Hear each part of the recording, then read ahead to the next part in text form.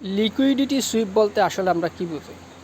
অনেক সময় আমরা মনে করি একটা রেসিস্ট্যান্ট ভেঙে উপরে গেল তাহলে লিকুইডিটি সুইপ হয়েছে, অথবা একটা সাপোর্ট ভেঙে নিচে আসলো তাহলে সাপোর্টার যে লিকুইডিটি এটা সুইপ হয়ে গেছে। না, আসলে এটা সম্পূর্ণ লিকুইডিটি সুইপ হয় নাই। লিকুইডিটি এটা আপসাইড অ্যান্ড ডাউন সাইড অনেক সময় 2-3 বার করে সুইপ করে। যেমন আপনার রেসিস্ট্যান্ট ভেঙে উপরে উঠলো, আবার সেলে আসলো, অনেকে সেল করতেছে। সো সেক্ষেত্রে মার্কেট কী করে, অ্যাগেইন আবার যে হাইটা করলো ওটা আবার ব্রেক করে, তাহলে লিকুইডিটি সুইপ 2 বার হয়েছে। অ্যাগেইন আবার নিচে আসে, আবার অনেকেই সেল করে, মানে কনফার্মেশনের পর অনেকেই সেল করে, আবার এরপর অ্যাগেইন আবার ওই হাইটাকে আবার ব্রেক করে। এভাবে পরপর অনেক সময় 2-3 বার পর্যন্ত লিকুইডিটি সুইপ করে।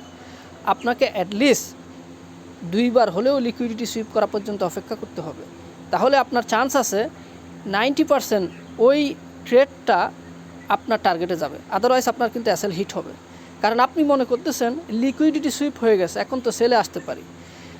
এটা অনেক কম, এখন হচ্ছে 5% to 10% আপনি এটা আশা করতে পারেন আপনার মার্কেট টার্গেটে আসবে, কিন্তু ম্যাক্সিমাম টাইম এখন লিকুইডিটি আপনার 2 থেকে 3 বার সুইপ করে।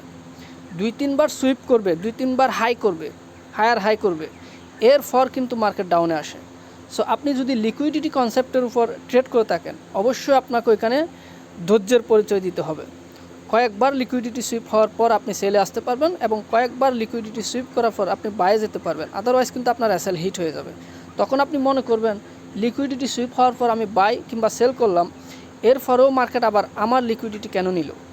সো এগুলো বুঝতে হবে ভাই।